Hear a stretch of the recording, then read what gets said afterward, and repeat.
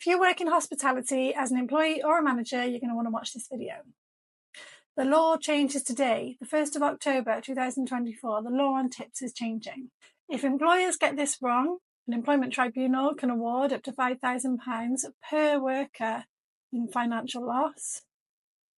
There may be other consequences also. So what's changed?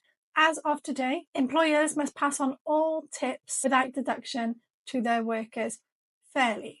It includes tips, gratuities, service charges. Importantly, it's those made by cash and card, except they can make some deductions, for example, tax and national insurance.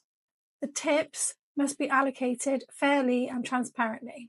I've done a full Q&A on this, plus I've got a policy which you can purchase over on my Patreon. So if you're an employer and you've yet to implement this, you are required to have a written policy unless you're accepting tips very rarely and occasionally.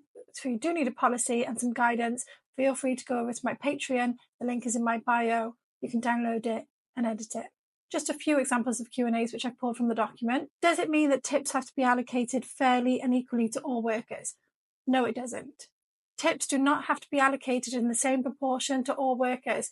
An employer can decide, and they are advised to consult with staff and get their agreement on how they're going to decide the fairness of allocating the tip. For example, are they going to be distributed on a percentage basis, comparing the number of hours worked per worker? Employers need to be mindful of discrimination, that their policies aren't indirectly discriminating against somebody. So, for example, if a tip is given and a team effort is used to deliver that service, it might be that somebody working back of house can't work front of house because the person back of house has got a disability, which means that they can't be on their feet all day. You're only giving the front of house workers tips, but that potentially might be indirectly discriminatory if a person with a disability can't do that role.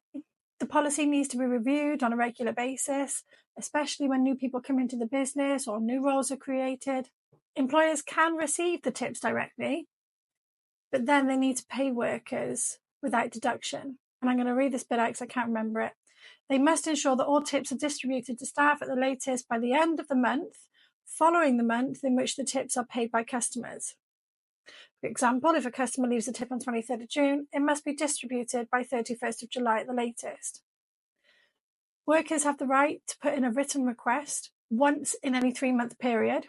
To view the tipping record, employers are required to keep for 3 years. So they can put in a written request to say, I want to see that tipping record any time over the last 3 years, provided they have worked for the employer for the period which they're requesting. But yeah, that's not an exhaustive list. That's just a little bit covering it.